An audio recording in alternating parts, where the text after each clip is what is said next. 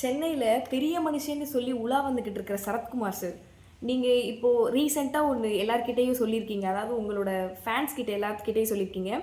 அது எவ்வளவு கரெக்டுன்னு எனக்கு தெரியாது. ஆனால் ஒரு 99% வந்து தப்புன்னு எனக்கு வந்து ஸ்ட்ராங்காக 100% தெரியும். நீங்கள் உங்கள் ஃபேன்ஸ் எல்லாத்தையுமே நாட்டாம குடும்பம் அப்படின்னு நீங்கள் பச்சை குத்திக்கிட்டீங்கன்னா அது ஒரு க்ரீன் கார்டு மாதிரி எனக்கு. அதாவது என்னை பார்க்குறதுக்கு க்ரீன் கார்டு மாதிரின்னு சொல்லியிருக்கீங்க. ஓகே, பச்சை குத்துறாங்க. உங்கள் குடும்பத்தில் அக்செப்ட் பண்ணிப்பீங்களா? உங்கள் சொந்தக்கார பொண்ணுக்கு அந்த பையனை கல்யாணம் பண்ணி தருவீங்களா? இல்லை அந்த பையனுக்கு ஒரு குழந்தையோ மனைவியோ இருக்காங்க அப்படின்னா அந்த குழந்தையோட ஃபுல் எஜுகேஷன் ஃபீஸை நீங்கள் கட்டுவீங்களா?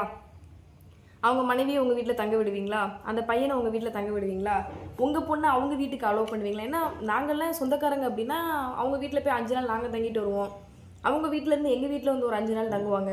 அப்படிலாம் நீங்கள் ரெடி அப்படின்னா இந்த வார்த்தையை நீங்கள் சொல்லியிருக்கலாம். நாட்டாம குடும்பம்னு பச்சை குத்துனீங்க அப்படின்னா என் குடும்பத்தில் ஒரு ஆள்னு எப்படி நீங்கள் சொல்ல முடியும்? இது கரெக்டாக? ஒரு உண்மையான தலைவனாக இருந்தீங்க அப்படின்னா உங்களோட ஃபேன்ஸை வந்து நல்லா படிங்க, நல்லா முன்னேறுங்க, உங்கள் குடும்பத்தை நல்லா பார்த்துக்கோங்க, அதுக்கு ஏதாவது உதவிகள் தேவைப்பட்டால் கண்டிப்பாக என்னை ரீச் அவுட் பண்ணுங்கன்னு சொல்லணும். அதை விட்டுட்டு பச்சை குத்து அப்படின்னு சொன்னால் என்ன நியாயம்?